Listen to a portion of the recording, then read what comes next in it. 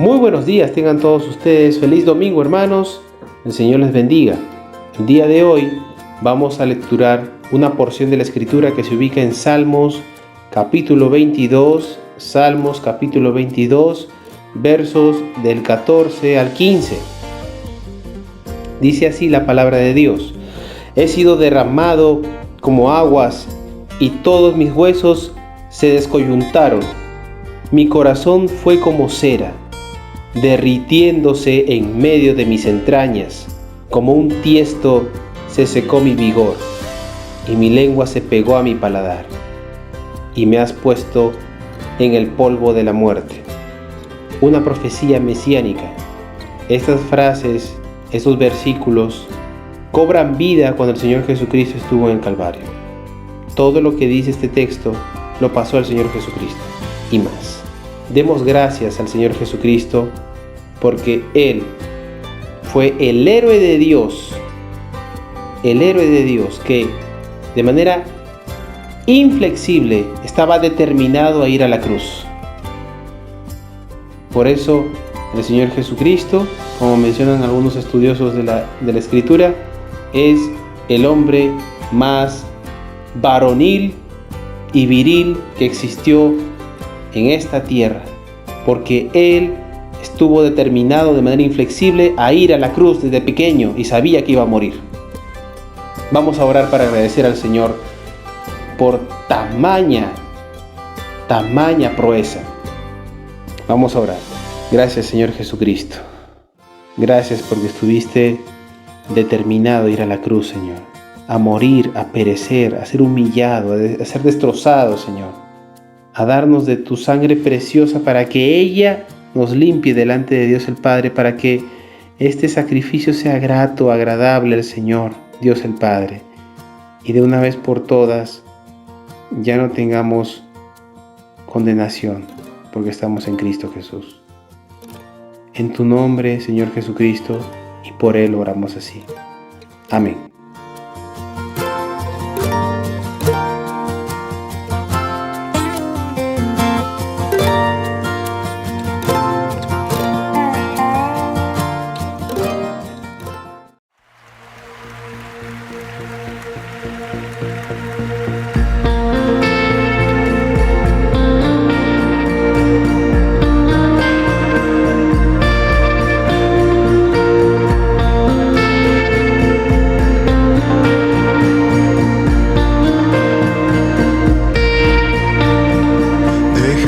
Del trono celestial, la cruz mostró tu corazón, tu sacrificio incomprensible es. Por nuestras culpas y maldad, clavado fuiste en esa cruz. Tu gran amor incomparable es. Tu nombre es más alto, tu nombre es más fuerte que toda tumba y todo rey. Exaltado eres Dios. Nos diste vida eterna, nos has traído libertad.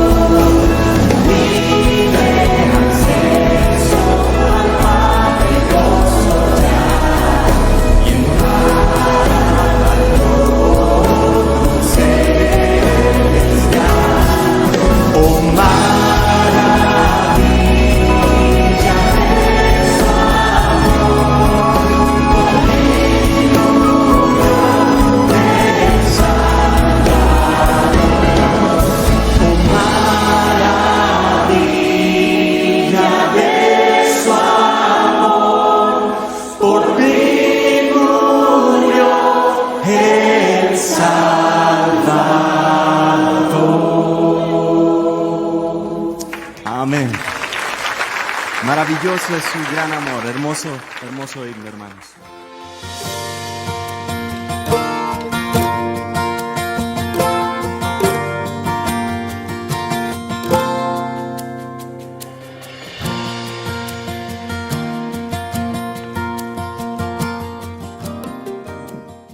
Muy buenos días, hermanos, tengan todos ustedes, Dios les bendiga. El día de hoy, un domingo más que el Señor nos permite predicar su palabra. Vamos a disfrutar de la misma, vamos a aprender juntos y vamos a continuar con el tema que el pastor Salomón nos había extendido acerca del apóstol Pablo y su encuentro en el concilio con fariseos y saduceos. Pero antes vamos a orar para que el Señor nos permita disfrutar, reitero, de este tiempo.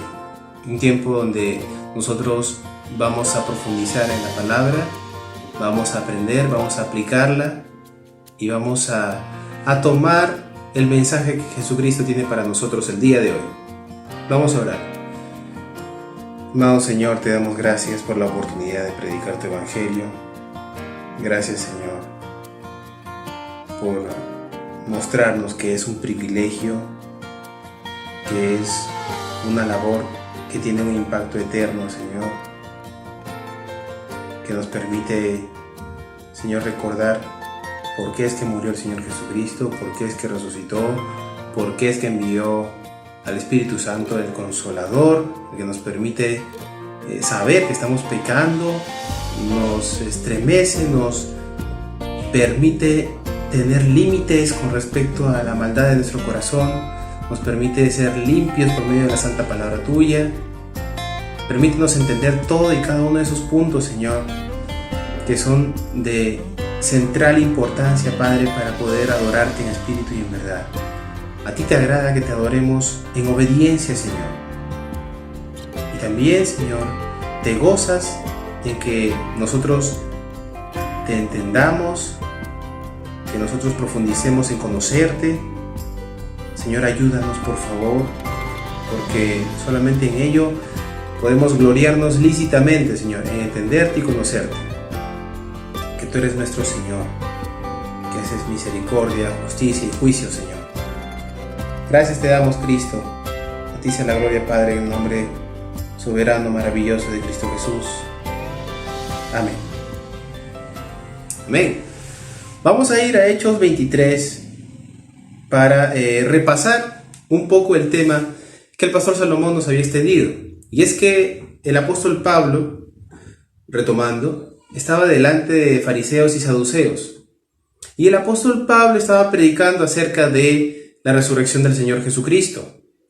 Esto produjo una disensión, una ruptura, un fraccionamiento, una separación entre fariseos y saduceos.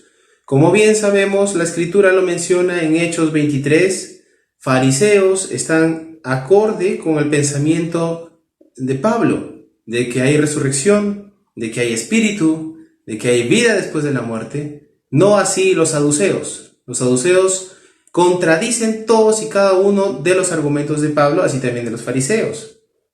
Entonces, ese gesto del apóstol Pablo, dicho sea de paso, muy inteligente, muy agudo, una persona con argumentos y con leyes frescas en su mente y en su corazón para ejercer sus derechos, la empleó. Y empleó esto en parte para aclarar lo que estaba predicando y en segunda instancia para permitir que encontrase un grupo de varones que tengan afín, algo en común con él. En este caso, que estaban de acuerdo con que había resurrección, estaban de acuerdo con que había espíritu, estaban de acuerdo con que había vida después de la muerte. Y es así como nos trasladamos, reitero, a Hechos 23 para repasar un tanto acerca de lo que estamos conversando en este momento, acerca de lo que estamos estudiando, hermanos. Hechos 23. Entonces Pablo, mirando fijamente el concilio, dijo: varones hermanos, yo con toda buena conciencia he vivido delante de Dios hasta el día de hoy. El apóstol Pablo está manifestando que su conciencia, el sello que Dios ha puesto en el corazón del hombre para manifestar que somos imagen y semejanza de nuestro Creador, ese sello está limpio delante del que lo creó. El apóstol Pablo en la carta de los Romanos Dice que la conciencia es el sello para que las personas que no tienen ley sean ley para sí mismos. Los gentiles que no tienen ley sean ley para sí mismos y vean lo que está bien, lo que está mal, lo que es justo, lo que es injusto, y actúan de acuerdo a la conciencia que Dios ha puesto en sus corazones. Así también Pablo estaba actuando.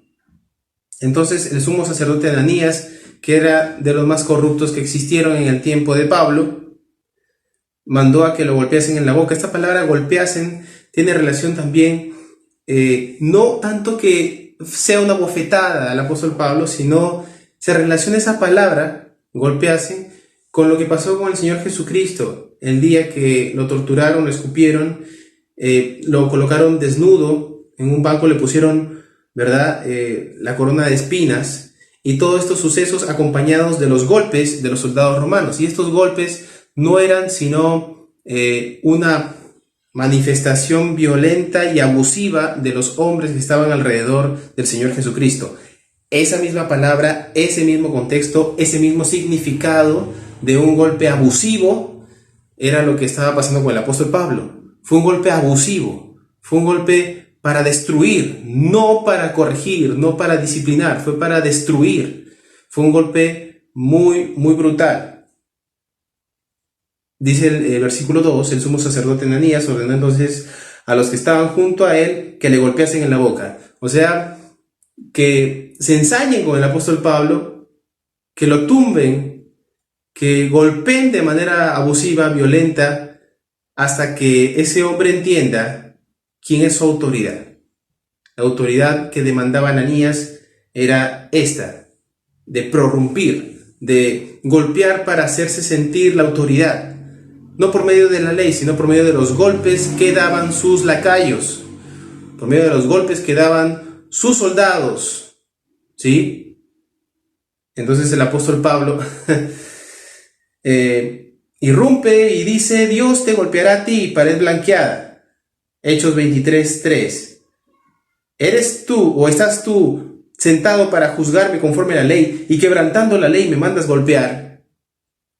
Y la respuesta que le dan al apóstol Pablo denota un par de cosas. Entre ellas es que el apóstol Pablo se estima que tenía un problema visual, porque dice: no sabía, hermanos, que era el sumo sacerdote, pues escrito está: no maldecirás a un príncipe de tu pueblo. Se difiere con respecto al significado, pero se puede inferir, se puede deducir que el apóstol Pablo no lo había identificado, y es porque no se estaba celebrando una fiesta solemne, sino que era una reunión, era como una reunión específicamente de hombres que tenían un tema emergente, Era una reunión extraordinaria, no era parte de las festividades judías, no era parte de una fecha especial, era simplemente un rebelde, un exjudío, según fariseos y saduceos, que tenía que pasar por juicio debido a su accionar. Entonces el apóstol Pablo se disculpa finalmente por cómo actuó delante de este hombre.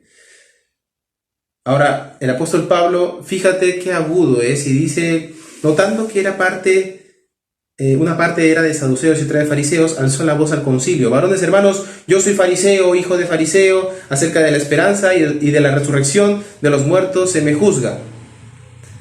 Hechos 23:6, el apóstol Pablo está mostrando su agudeza y su inteligencia para tomar parte de aquellos que quieren apoyarlo porque tienen una causa en común. Y es allí donde hubo disensión, ¿sí? E inmediatamente después de esa disensión hubo mucha preocupación por parte del romano que estaba custodiando al apóstol Pablo. Y también hubo preocupación por parte no tanto de fariseos, pero sí de saduceos, pero no para cuidar a Pablo, sino para hacer un juramento bajo maldición. Y es aquí donde empezamos continuamos con el mensaje que el pastor Salomón nos había dado la semana pasada. Estos hombres, los saduceos, como bien habíamos mencionado, no creen en la resurrección, no creen en la vida después de la muerte, no creen que hay un espíritu, etc. Estos hombres estaban en contra de los fariseos y por supuesto estaban en contra de los argumentos del apóstol Pablo. Por lo tanto, ellos hicieron un juramento bajo maldición, se hicieron anatemas a sí mismos. Gálatas 1:8 nos dice que cualquiera que añade o que quiera quitar algo de la escritura sea considerado maldito, pues ellos quisieron añadir y quitar a la escritura misma, que en sí misma manifiesta que efectivamente hay resurrección, porque el Señor Jesucristo resucitó.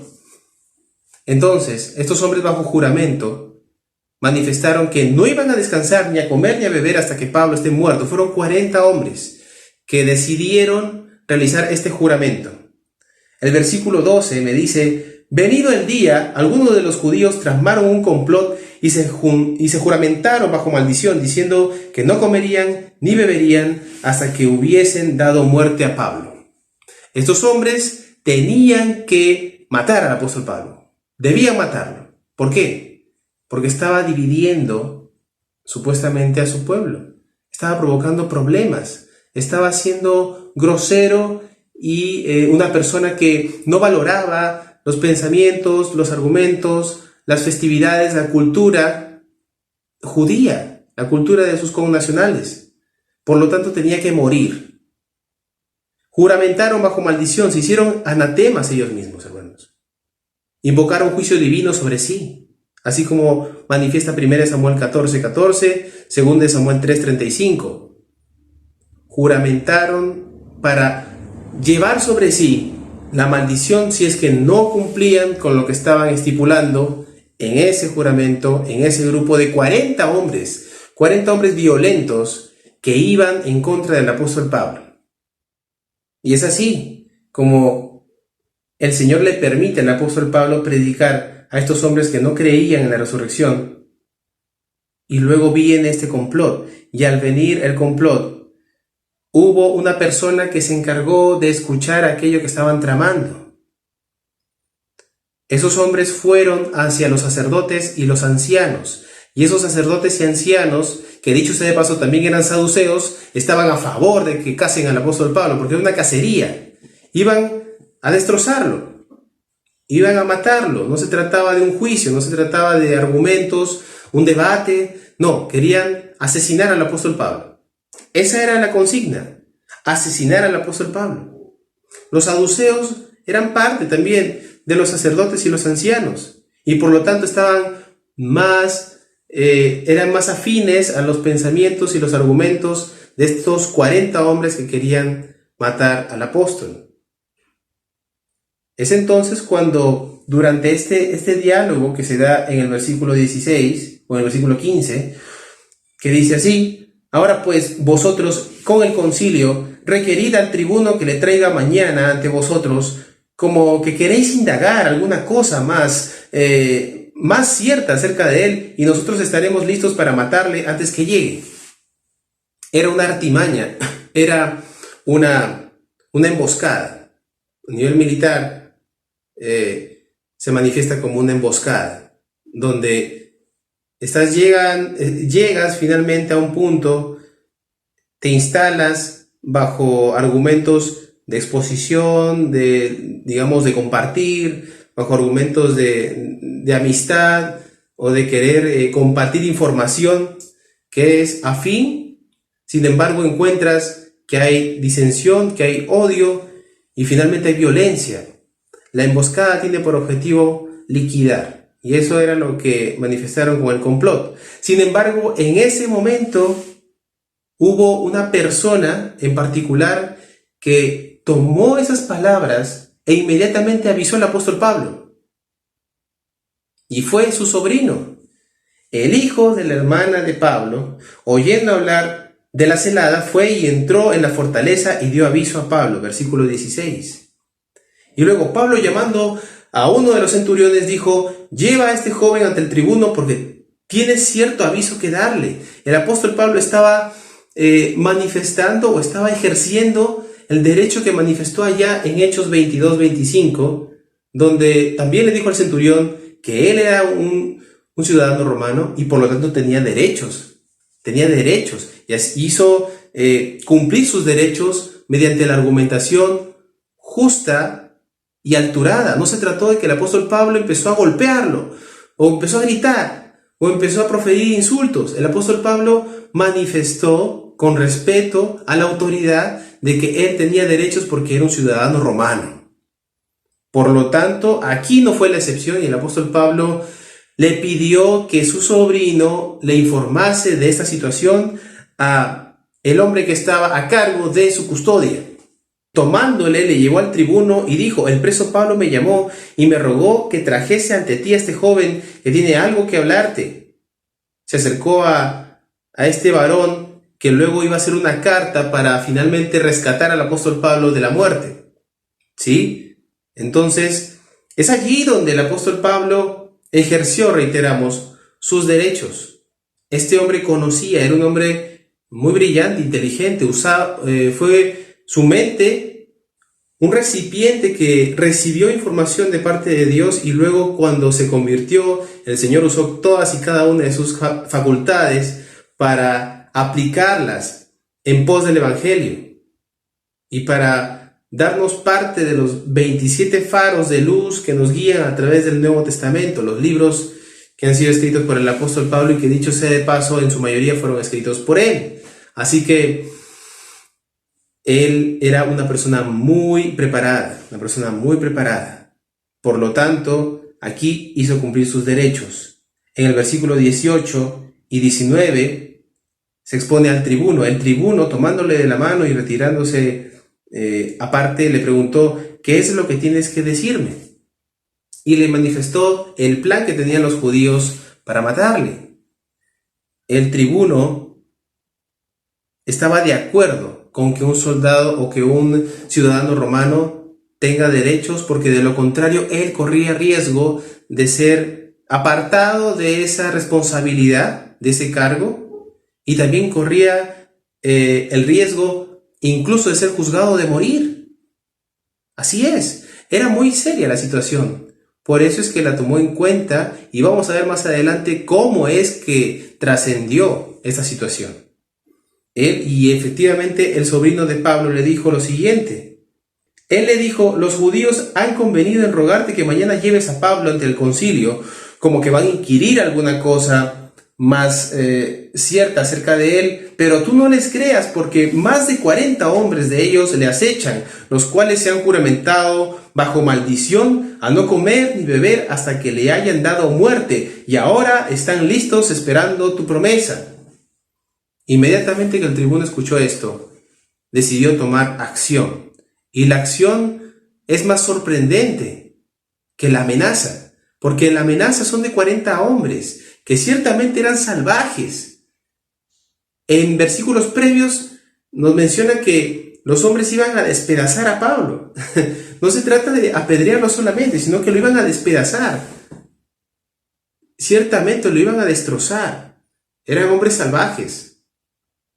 ¿Hasta dónde llegaría el odio por Pablo o el odio por el Señor Jesucristo? Que estaban de acuerdo con asesinarlo y no tener ningún tipo de remordimiento, ¿verdad? Sin embargo, reitero, la acción del tribuno fue más osada y más sorprendente que la amenaza. ¿Por qué digo esto? En el versículo 23 de Hechos 23, esta fue la medida que tomó el tribuno, y llamando a 2 centuriones, mandó a que preparasen, escúchalo bien, para la hora tercera de la noche, 200 soldados, 70 jinetes y 200 lanceros para que fuesen hasta Cesarea. Son 470 varones preparados para la guerra. Toda su caballería, toda su fortaleza, toda su defensa de varones estaba constituida por 1000 hombres preparados, y él toma prácticamente la mitad de ellos, 470, 200 soldados, los mejores combatientes, asesinos, maestros, 70 jinetes exclusivos de la guarnición de caballería, y luego los lanceros, 200 lanceros especialistas en la jabalina, asesinato con jabalina. Estos 470 parece realmente absurdo por solamente 40 hombres que amenazaban a Pablo. Parece excesivo, pero en realidad el peligro que corría el apóstol Pablo no era tanto que sea asesinado, sino que el tribuno sea acusado de ser negligente con su cargo y su trabajo y que sea destituido y por lo tanto también sea juzgado. Es así como el Señor utiliza las circunstancias para proteger a los suyos y para guardarlos de circunstancias o situaciones difíciles, cuando todavía no es el tiempo. Porque llega un momento en el cual sí, es necesario pelear. El siervo no es mayor que su amo. El Señor Jesucristo fue golpeado, escupido, fue perseguido, ciertamente, y fue crucificado. El siervo no es mayor que su amo. Los apóstoles murieron de las maneras más aberrantes posibles.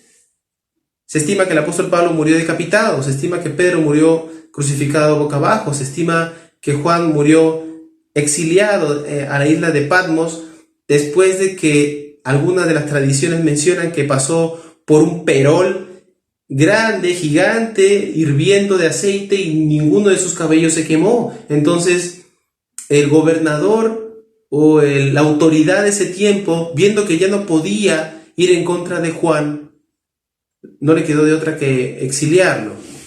No tuvo de otra y lo exilió. Y fue a morir a la isla de Patmos.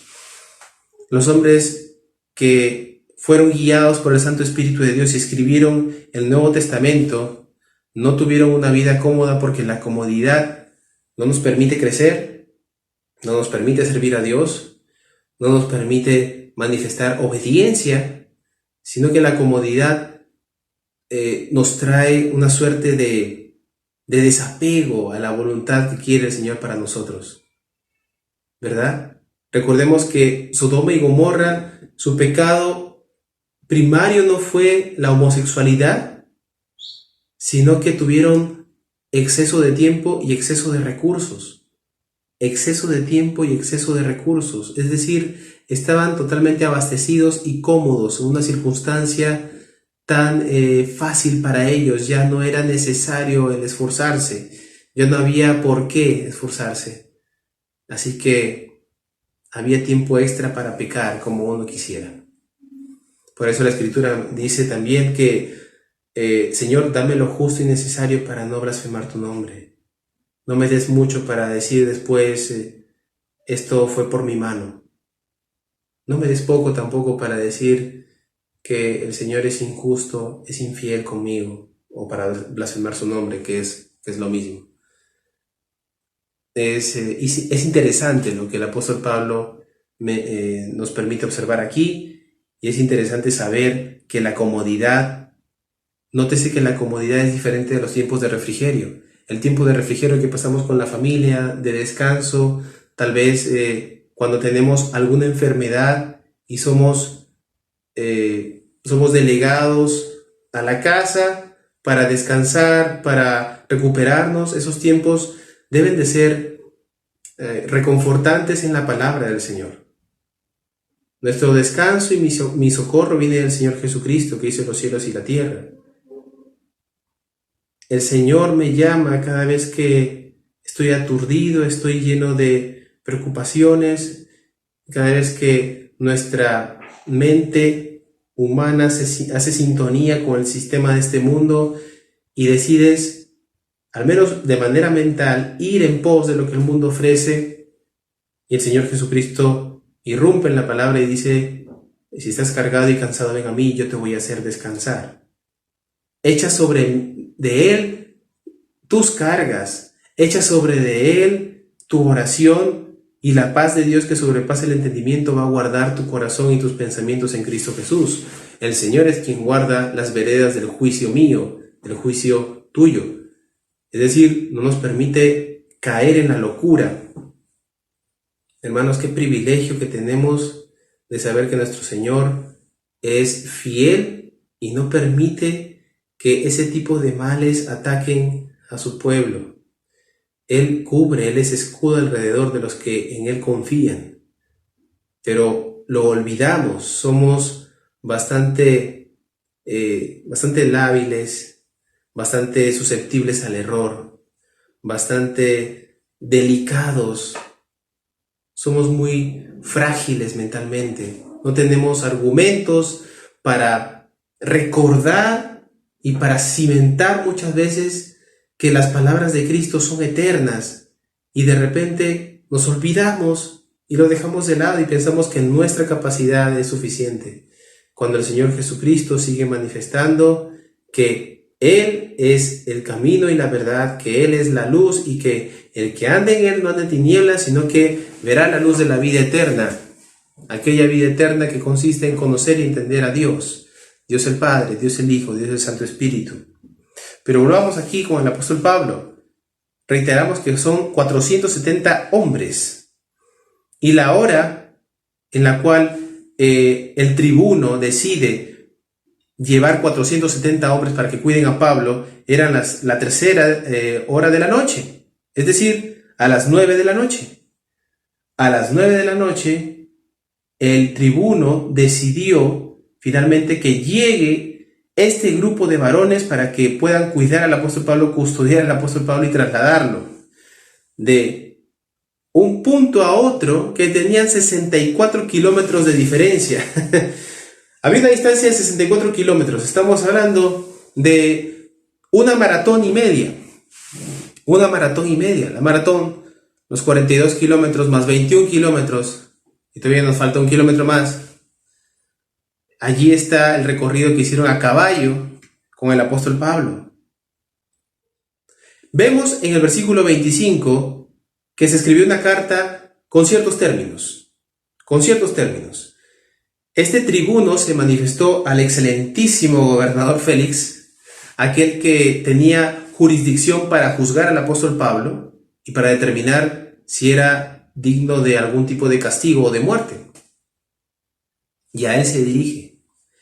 El propósito de Lisias, el propósito de este tribuno, no era que el apóstol Pablo, reitero, se encuentre cómodo, se encuentre descansado, se encuentre libre de culpa, sino limpiarse a sí mismo, evitar que se haya visto negligente en su accionar y que además se vea muy bien delante del gobernador.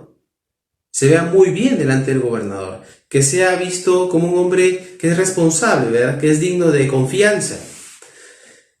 Él manifiesta en el versículo 27, por ejemplo, a este hombre aprehendido por los judíos y que iban ellos a matar, lo libré yo acudiendo con la tropa, habiendo sabido que era ciudadano romano. Es una mentira.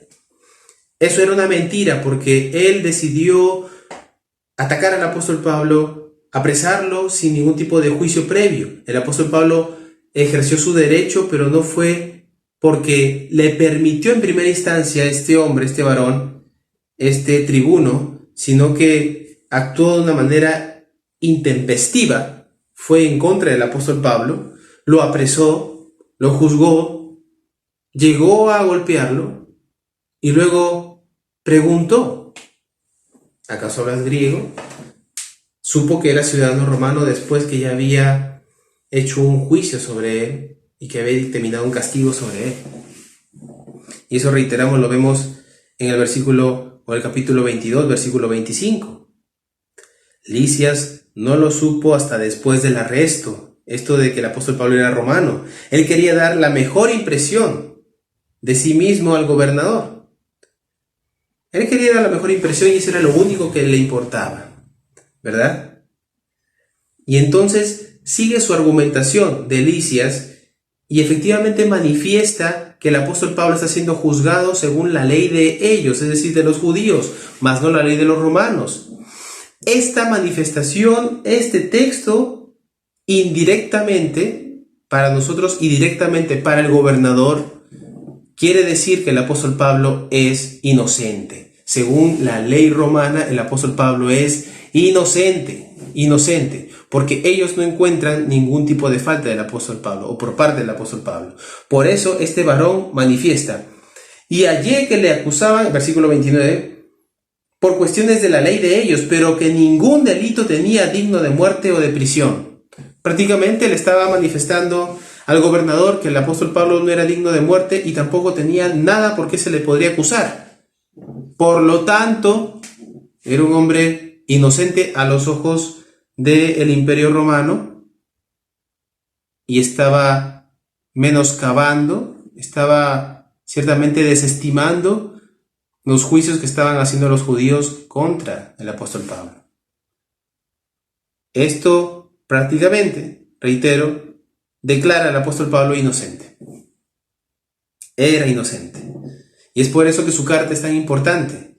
Tanto para él, para Lisias, como para el apóstol Pablo, era una forma de ralentizar, de evitar que avance esta suerte de maldad contra el apóstol Pablo y que lo ejecuten. Y por el contrario, esto permitía que el apóstol Pablo pueda predicar el evangelio a los hombres que se colocaban delante de él, incluido Félix, incluido el tribuno, incluidos los centuriones, incluidos de seguro que sí, los 470 hombres que estaban ejerciendo la seguridad para el apóstol Pablo. Él predicaba y para eso fue alcanzado por el Señor Jesucristo. Versículo 31. Y los soldados, tomando a Pablo como se les ordenó, lo llevaron de noche a Antípatris. Antípatris estaba a 64 kilómetros de Jerusalén, el punto de partida. Son 64 kilómetros, hermano, en una noche. 64 kilómetros. Caminando, según Google Maps, se hacen alrededor de 14 horas caminando. Ahora, a caballo se reducirán a 4 horas, al menos 4 horas, o sea, 10 horas a caballo, puede ser a 9 horas a caballo. El caso es que toda la noche estuvieron siguiendo el camino hasta Antípatris. Y ese camino, el apóstol Pablo estaba custodiado por hombres que sabían el arte de la guerra y que estaban procurando llegar a buen puerto y dejar al apóstol Pablo para que ejerza su defensa. En el versículo 32 observamos que los jinetes solamente ya están acompañando al apóstol Pablo, y es que ya no era necesario tal guarnición de varones guerreros, porque ya no había una amenaza aparente. La amenaza eran los 40 hombres saduceos que querían ir en contra del apóstol Pablo y darle muerte. Ya por el versículo 34 observamos que delante ya está el apóstol Pablo del gobernador, y el gobernador, leída la carta, preguntó de qué provincia era, y habiendo entendido que era de Cilicia, versículo 35, le dijo: te oiré cuando vengan tus acusadores, y mandó que le custodiasen en el pretorio de Herodes. El apóstol Pablo ya llegó delante del gobernador. Llegó entero, no lo descuartizaron, no lo golpearon más, y estaba aguardando para que los hombres, aquellos saduceos, expongan su defensa, su argumento, y Pablo su contraargumento. Llegó con bien, ejerció sus derechos, pero el objetivo de todo este devenir, o el punto de partida de todo este devenir, fue el argumento que el apóstol Pablo mencionó. Hermanos, el argumento del apóstol Pablo fue que hay resurrección. El pastor Sugel Michelén, en su sección Palabras Alcanzado, explica una experiencia que tuvo con un jovencito con respecto a la duda de la religión cristiana. Un joven le preguntó al pastor Sugel Michelén: ¿por qué estás seguro tú, con todo respeto, de que la religión cristiana es la verdadera? Y él le dijo, lo voy a resumir en una sola palabra: resurrección. La resurrección, hermanos, es aquello que es el punto, la palanca que mueve la fe de nosotros como hijos de Dios. ¿Por qué? Porque sin resurrección todavía hay condena. Y si todavía hay condena, estamos todos perdidos en delitos y pecados, hermano. Primera de Corintios 15, del 3 al 4, expone el apóstol Pablo que mientras nosotros predicamos lo que asimismo recibimos, o yo predico lo que asimismo recibí, que el Señor Jesucristo murió crucificado según las Escrituras, que resucitó y fue glorificado según las Escrituras, y que luego se le apareció a los apóstoles, se le apareció a un número de más de 400 personas, fueron 500 personas, y luego se le apareció al último como un abortivo. Estoy parafraseando solamente esos textos Al último, como un abortivo, se le apareció el apóstol Pablo, para que sea el apóstol de los gentiles, para que sea el apóstol que llevase el bastión, llevase la bandera de un hombre que fue alcanzado como el más pequeño, pero el que trabajó más fuerte, pero no fue él, sino la gracia de Dios en él. Y eso lo explica en 1 Corintios, reitero, 1 Corintios 15, y el apóstol Pablo es explícito, muy claro, porque primeramente, ahora ya no lo estoy parafraseando, vamos a leerlo directamente, porque primeramente os he enseñado lo que asimismo recibí, que Cristo murió por nuestros pecados conforme a la Escritura. Nota, conforme a la Escritura. Hermanos, el Antiguo Testamento manifiesta generosamente que el Señor Jesucristo debía padecer, que el Mesías debía de morir, que iba a ser un varón de dolores experimentado en quebranto.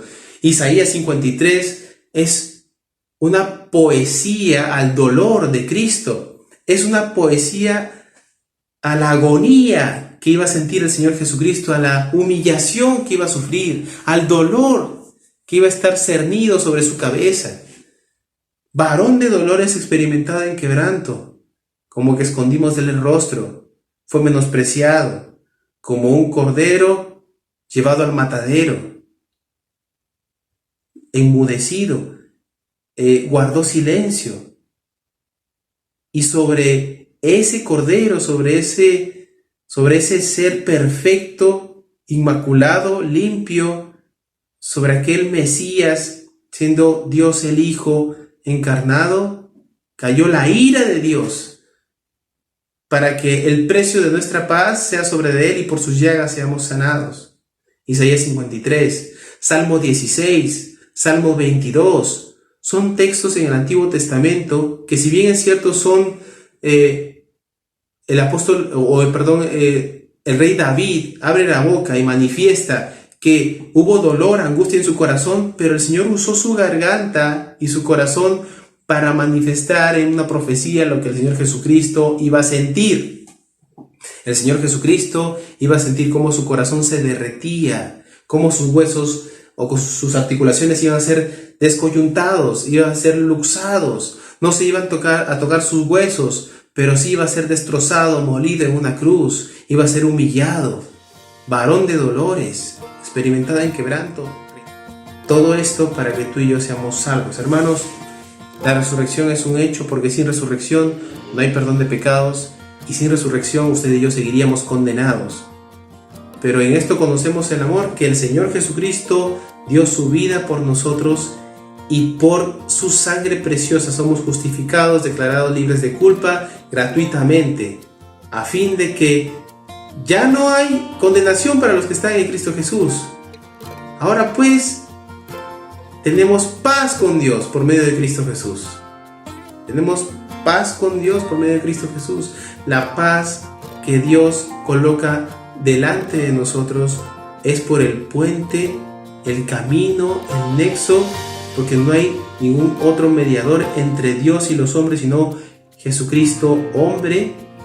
Y el Señor Jesucristo le plació por su sangre preciosa limpiarnos, darnos acceso al lugar santísimo, donde solamente hombres señalados en el Antiguo Testamento tenían parte.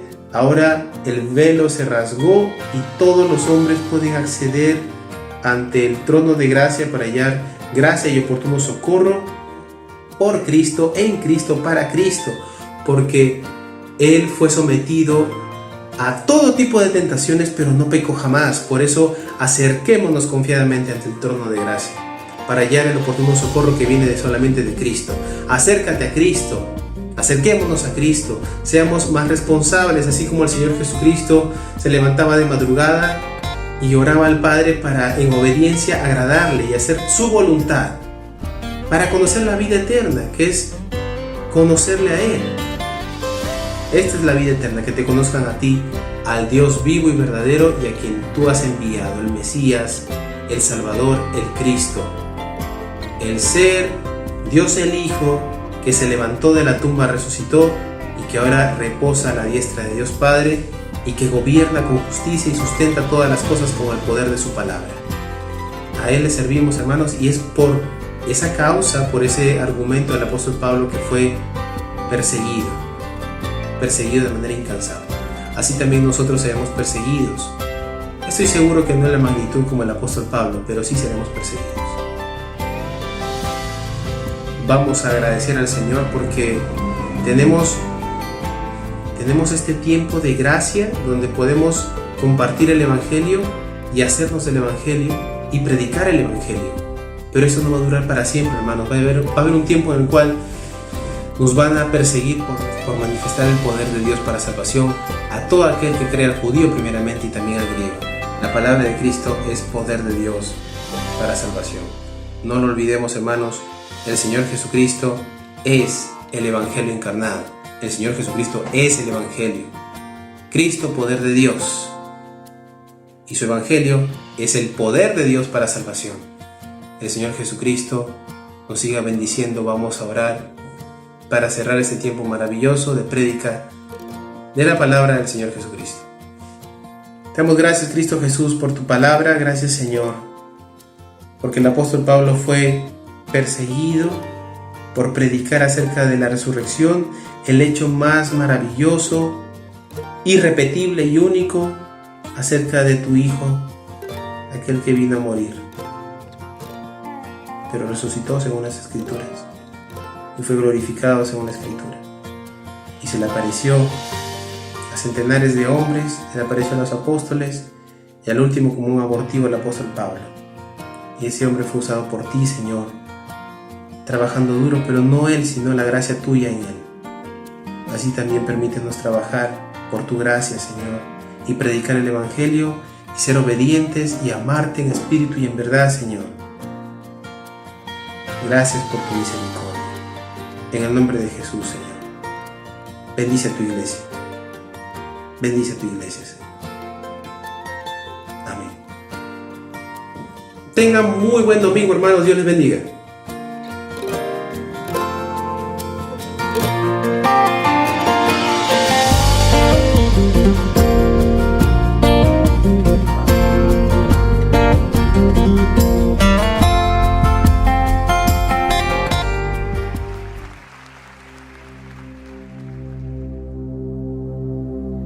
Aleluya, mi vida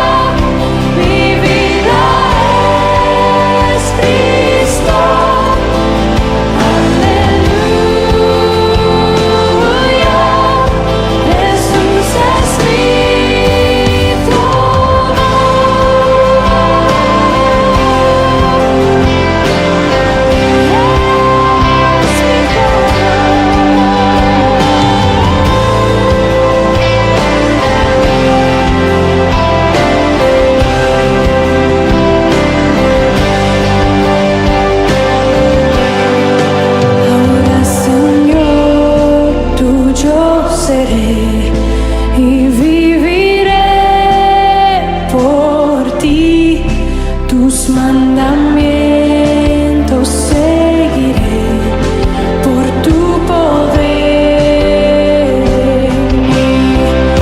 Usa mi vida, oh Señor, como lo quieras tú, y que sea siempre mi canción, mi gloria eres tú.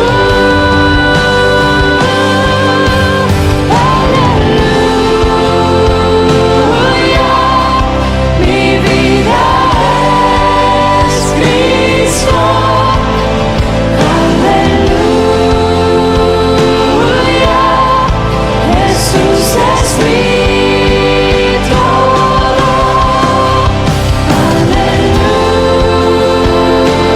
Aleluya, mi vida es Cristo. Aleluya, Jesús es mi todo.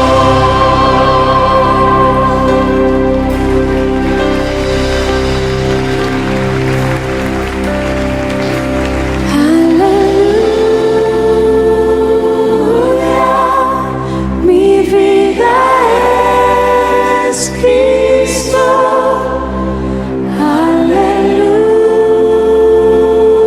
Aleluya, Jesús es mi todo.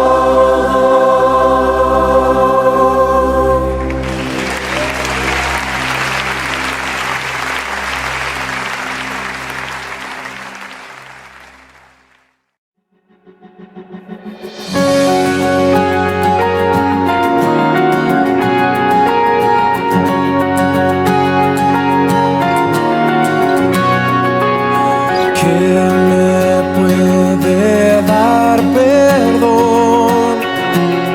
La sangre de Jesús, la sangre de Jesús, que libra al pecador de condenación. Y un nuevo corazón. La sangre de Jesús, la sangre de Jesús pagó mi redención y me salvó. Mi refugio, mi confianza está en la cruz, donde se entregó mi Salvador Jesús.